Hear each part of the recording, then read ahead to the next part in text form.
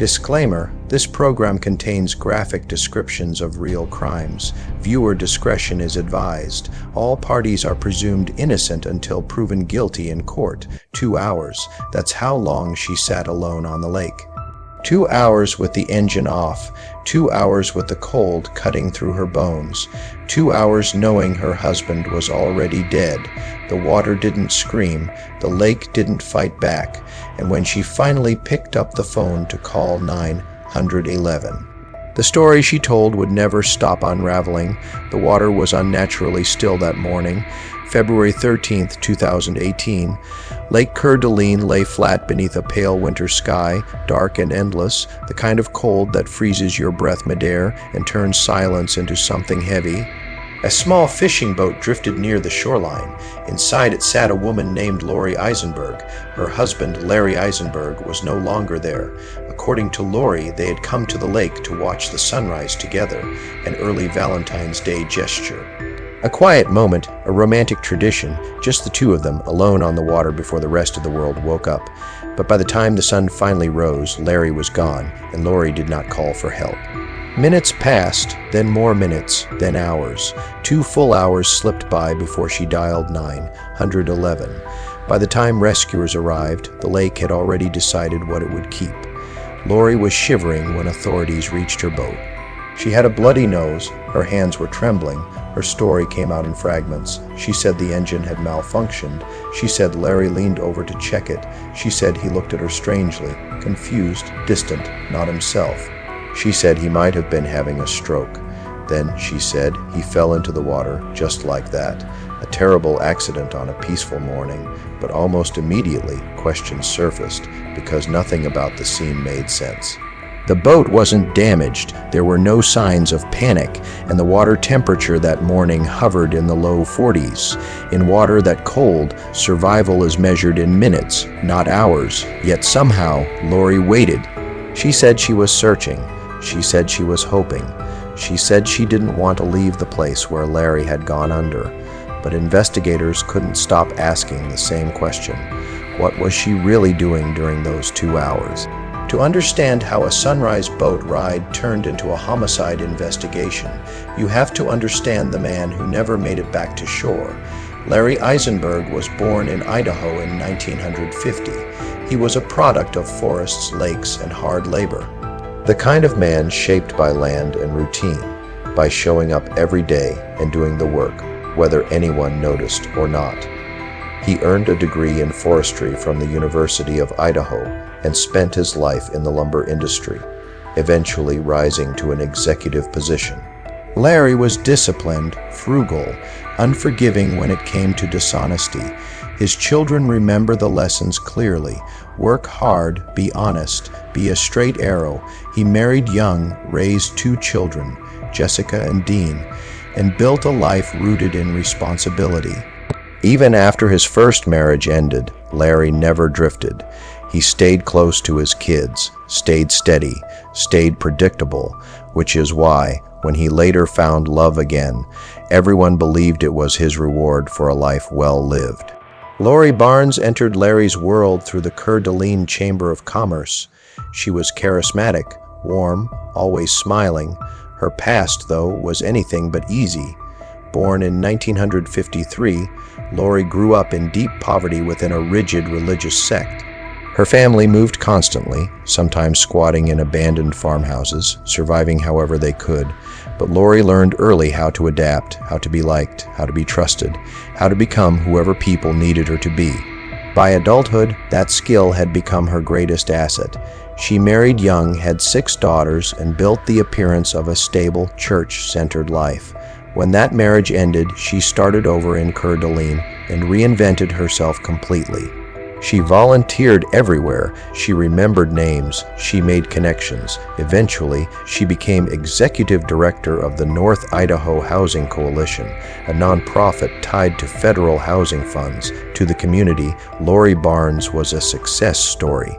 And when she married Larry Eisenberg, it looked like a perfect match, a disciplined provider and a devoted community leader. Friends called them soulmates. Their blended family grew to include 8 children, 15 grandchildren, and a future that seemed secure. They owned a secluded cabin they called our paradise. Larry trusted Lori completely. What he didn't know was that beneath the surface of their perfect life, something else was growing, something hidden, something dangerous. And on the morning Larry vanished into the cold water of Lake Coeur d'Alene, that secret was only hours away from being exposed. The search for Larry Eisenberg began as the sun climbed higher into the winter sky. Divers entered the icy water, boats moved slowly across the lake's surface, sonar scanned the depths below, but the lake gave nothing back. Days passed, then a week. Friends, family, and neighbors gathered along the shoreline, watching, hoping, praying for a miracle they already knew wasn't coming. Larry Eisenberg spoke to the media during those days. Her voice trembled. Her words were careful. She described a peaceful morning, a tragic accident, a husband gone too soon. She said she loved him. She said she tried to save him. She said her injuries, the bloody nose, the bruises, came from desperate rescue attempts. But investigators were no longer listening only to what she said. They were listening to what didn't fit. Because in every version of her story, small details shifted, the order of events changed, the timing blurred. The explanation for the injuries never stayed the same. And then there was the letter. About a week after Larry disappeared, Lori sent a written message to friends and family. It was emotional, poetic.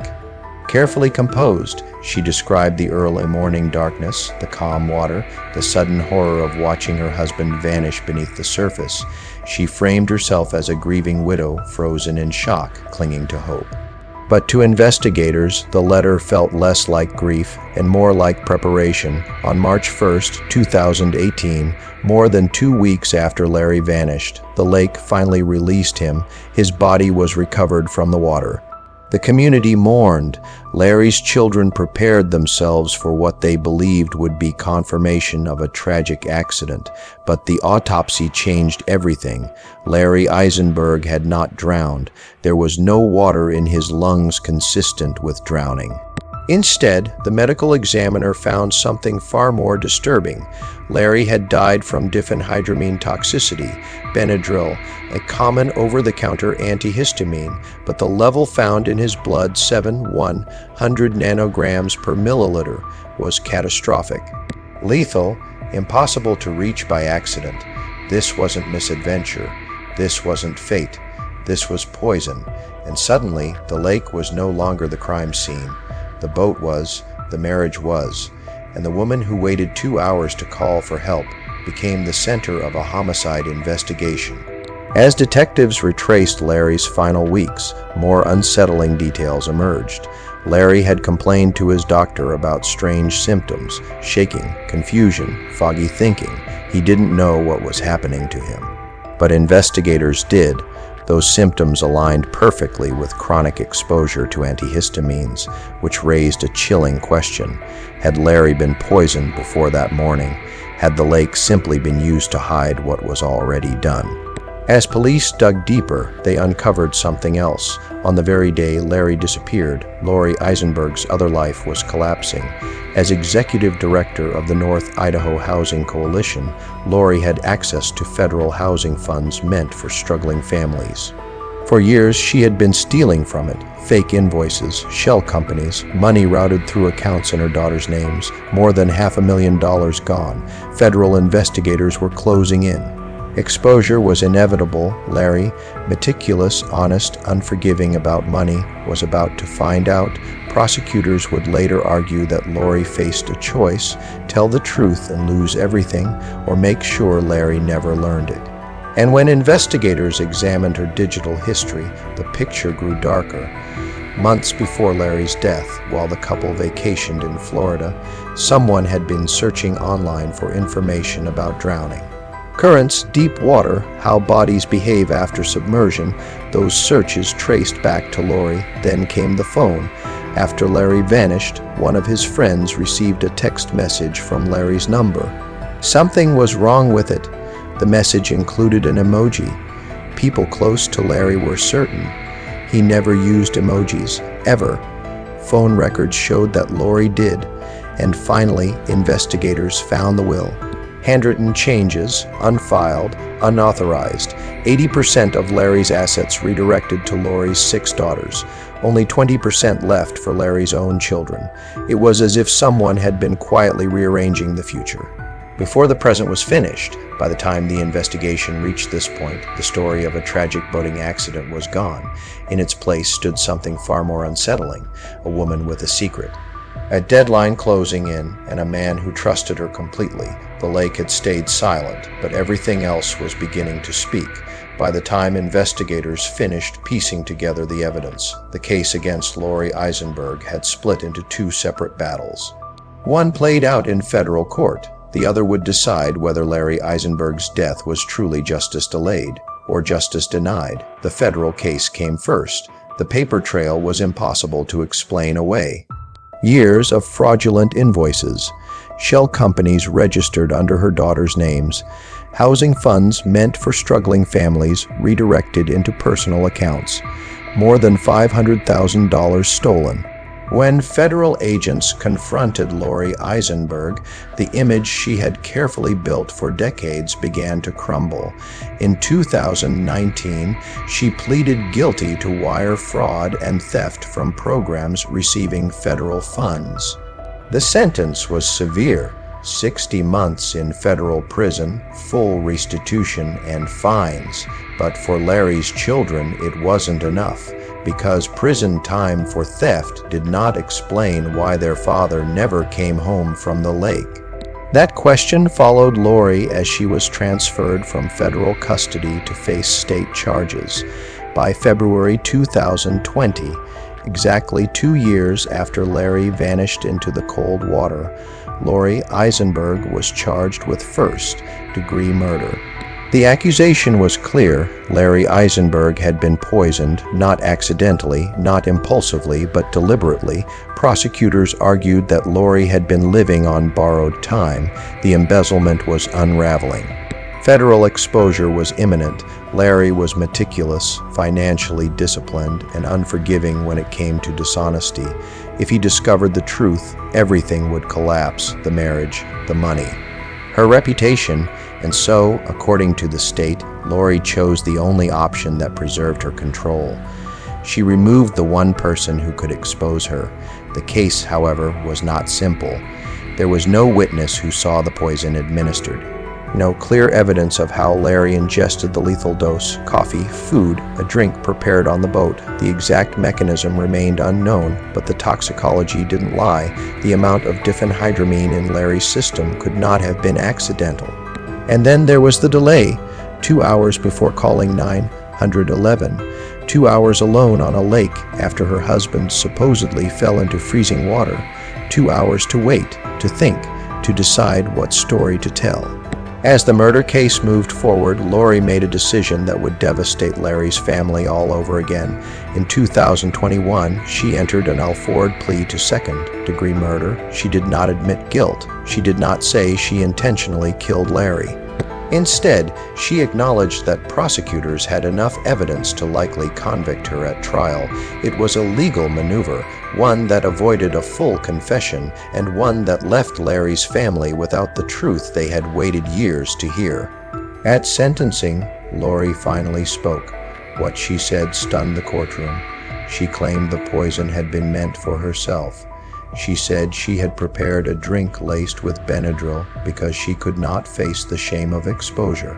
According to her version, Larry drank it by mistake, an accident layered on top of another accident. The judge did not accept that explanation.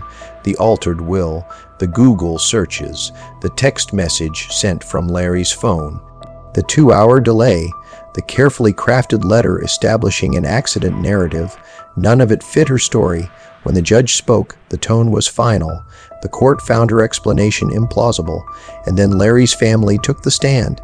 His daughter, Jessica, spoke through tears. She described the hole left in her life, the kind that never closes. She spoke of the pain of knowing the person responsible still refused to tell the truth. That the legal plea felt like salt poured into a wound that would never heal. Then something unexpected happened. Lori's own daughter, Amber, addressed the court. She did not defend her mother. She spoke about Larry as a loving father figure, a kind grandfather, a man who had treated her and her sisters as his own. Amber said her mother had manipulated the family, that the daughters did not support her, that they did not stand by her. It was a complete fracture.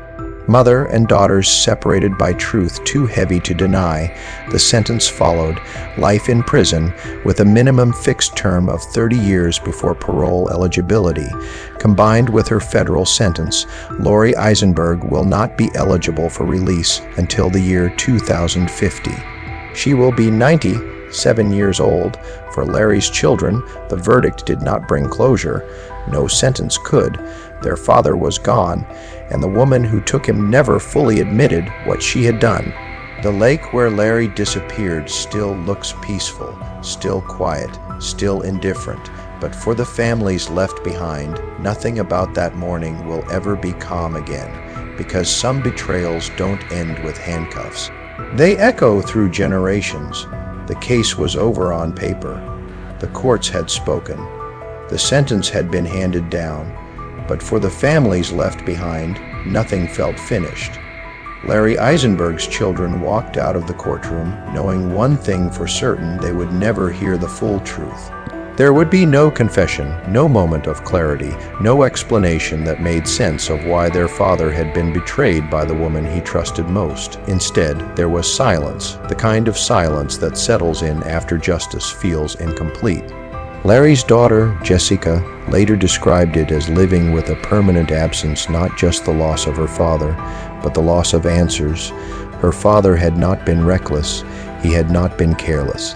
He had not made mistakes with money or with people. He had believed in honesty, and that belief had cost him his life. Larry's son, Dean, remembered a man who planned for the future, a man who crossed items off his bucket list with childlike excitement. Watching a rocket launch, riding a fan boat, learning how to sail. At 68 years old, Larry believed he had earned peace. Instead, his retirement ended in a lake that refused to tell its secrets. On the other side of the family, the damage was different, but just as deep. Larry Eisenberg's 6 daughters were forced to reconcile 2 versions of their mother: the woman who took them to church every Sunday, who taught them discipline, responsibility, and right from wrong, and the woman who stole hundreds of thousands of dollars using their names, who pulled them into a federal investigation, who killed her husband to protect her lies. Some of the daughters had unknowingly received stolen money. Others faced charges of their own. Trust inside the family collapsed. One daughter, Chrislyn Woolston, had posted $75,000 for her mother's bail, believing she was innocent. When Larry later disappeared while out on bond, triggering a manhunt, Chrislyn was left financially responsible. She would later speak about the moment she realized the truth, that her mother had been willing to destroy her own daughter to save herself. Another daughter, Amber, spoke publicly. She made it clear they did not support their mother, they did not stand by her. The bond between mother and daughters was shattered beyond repair. Larry Eisenberg now lives at the Pocatello Women's Correctional Center in Idaho. Her days are quiet, structured, contained. The same control she once fought to maintain has been replaced with walls and locked doors. By the time she becomes eligible for parole, if she ever does, nearly everyone she once knew will be gone. Larry's grandchildren are growing up without him. Holidays pass without his voice. Fishing trips happen without his guidance. Stories are told instead of memories being made. The cabin once called our paradise still stands, but its meaning has changed. What was once a place of laughter now holds echoes, and Lake Coeur d'Alene remains unchanged, calm, beautiful, indifferent. The water doesn't remember the 2 hours. It doesn't remember the lies. It doesn't remember the man who never made it back to shore, but the people do. This case asks a question that has no easy answer. How well do we truly know the people we love? How many secrets can hide behind a warm smile? A respected reputation. a life that looks perfect from the outside. Larry Eisenberg's story did not begin with murder. It began with small deceptions, with financial pressure, with choices made quietly and justified internally. Until protecting the lie mattered more than protecting a life. Larry Eisenberg was not a headline. He was a father, a grandfather, a man who believed in doing things the right way, and his story deserves to be remembered, not for how it ended, but for who he was before the betrayal. Because behind every true crime case, there is a human life that mattered, and silence should never be the final chapter. Time has a way of dulling headlines. The news cycle moves on.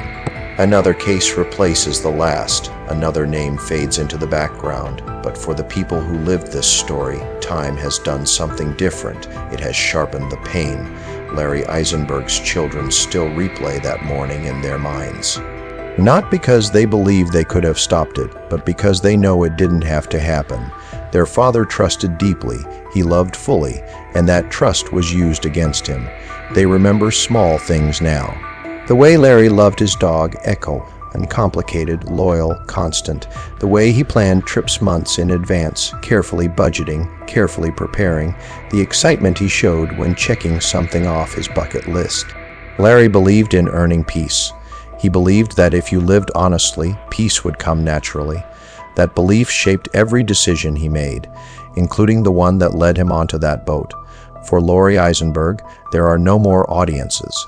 No microphones, no community events, no admiration. The woman once celebrated as a nonprofit leader now spends her days counted in routines, roll calls, concrete walls, locked doors. The skills that once allowed her to charm rooms full of people mean nothing where she is now. There are no smiles that can erase what she did, no explanations left to give, and yet the truth still feels unfinished because Larry never told the full story. She never explained when she decided Larry had to die. She never explained how long she had been poisoning him. She never explained what she did during those 2 hours on the lake. That silence has become part of the sentence. Larry's grandchildren will grow up knowing him only through stories, through photographs, through memories passed down like fragile heirlooms. They will learn that he was steady, that he was kind, that he believed in doing the right thing even when it was hard. They will also learn that sometimes doing everything right does not protect you from betrayal. The cabin that once brought the family together now stands as a reminder of what was lost, of what was believed, of what was never real, and Lake Coeur d'Alene remains unchanged. People still launch boats at dawn, still watch the sunrise break across the water, still believe the lake is peaceful, but beneath its calm surface lies a truth that cannot be washed away, that danger doesn't always come from strangers, that monsters don't always announce themselves, that sometimes the person sitting beside you is the one you should fear most. This case is not just about murder, it's about deception, about pressure. About the moment when protecting a lie becomes more important than preserving a life. It's about how quickly a respected reputation can collapse, and how slowly trust rebuilds, if it ever does. Larry Eisenberg was more than a victim. He was a man who deserved the future he planned, and remembering him means refusing to let a story fade quietly into silence, because behind every statistic, there is a face, a family, a life that mattered. And some stories must be told not for shock, but so the truth is never buried as deep as the secrets that caused it. Some crimes end with a sentence. This one didn't, because even after the courtroom emptied and the prison doors closed, the question that mattered most was never answered.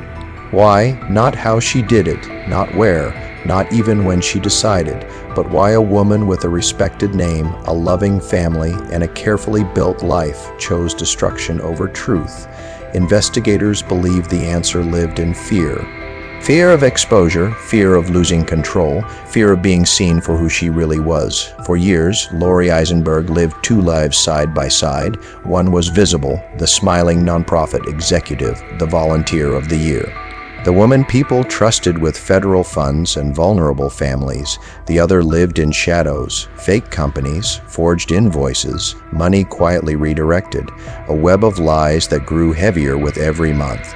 As long as Larry believed in her, the illusion held, but Larry was meticulous. He tracked money, asked questions, noticed patterns. Prosecutors believe it was only a matter of time before he saw what she had done. And when that happened, there would be no escape, no charm strong enough, no story convincing enough. The life she had built would collapse in a single conversation. That's the moment investigators believe changed everything. The moment when saving herself meant silencing the one person who could expose her. Larry never saw it coming. Friends described him as trusting to a fault in his marriage. He believed loyalty was mutual. That love meant safety. On that February morning, he stepped onto the boat believing he was watching the sunrise with the woman who would grow old beside him. Instead, he became part of a plan he never consented to. The lake did not kill Larry Eisenberg, the poison did, and the lake became a stage, a place to delay, a place to confuse, a place to turn murder into an accident. Those 2 hours on the water were not empty. They were filled with decisions: when to call, what to say, how to explain the injuries, how to shape a story that would survive scrutiny. But stories don't last forever. Facts don't forget. Science doesn't bend to emotion. And the truth eventually surfaced, quietly, relentlessly, the way water always does. Today, Larry's name appears in court records and headlines, but that's not where his story belongs. It belongs in the memories of the people who knew him as steady and fair, as a father who showed up, as a grandfather who cared, as a man who believed that honesty mattered. Larry Eisenberg will spend the rest of her life confined by walls, but Larry's legacy lives on in the people who refuse to let his life be reduced to a crime scene. Because remembering him is an act of defiance against silence, against deception, against the idea that evil always looks obvious. Some of the most dangerous lies are told softly, with a smile, with a warm laugh, with a reputation that shields the truth. And sometimes the most haunting question isn't how someone died, it's how long they were being betrayed before it happened. There is a moment in every case when the story stops belonging to the criminal. This is that moment, because what remains is not Larry Eisenberg's lies, but Larry Eisenberg's life, a life that ended in betrayal but was defined by consistency. Larry believed in simple rules: show up, do the work, tell the truth. He believed those principles protected you. They didn't, but they shaped who he was. Larry was the man people called when something needed fixing, the man who kept his word, the man who didn't raise his voice, but didn't need to. His children remember him as steady, not flashy, a presence, someone who made things feel secure just by being there. That's why the betrayal cut so deeply. Because it didn't come from chaos, it came from the center of his life, from the person who shared his bed, his home, his future plans. Larry Eisenberg didn't look like danger. She looked like success. She looked like service, like faith, like warmth. And that's the part that makes this case linger long after the sentence is read, because it forces an uncomfortable truth, that evil doesn't always arrive with warning signs. Sometimes it arrives with trust. The lake where Larry died continues to reflect the sky. People still launch boats before sunrise, still sip coffee in the cold, still believe the morning will be gentle. They don't know they're floating over a story that changed dozens of lives forever, a story of greed, of fear, of a lie protected at all costs. Larry Eisenberg's children live with two versions of the past. The one where their father was alive and planning the future, and the one where they learned the truth too late. There is no bridge between those two worlds, only memory, and memory is fragile. That is why stories like this must be told. Not to sensationalize tragedy, not to glorify violence, but to remember the people who trusted the wrong person and paid the ultimate price. Larry's life mattered, not because of how it ended, but because of how it was lived. And if there is one lesson this case leaves behind, it is this: Pay attention to silence, to delays that don't make sense, to stories that shift, to kindness that demands control. Because the most dangerous betrayals rarely announce themselves. They wait quietly, like a lake at dawn,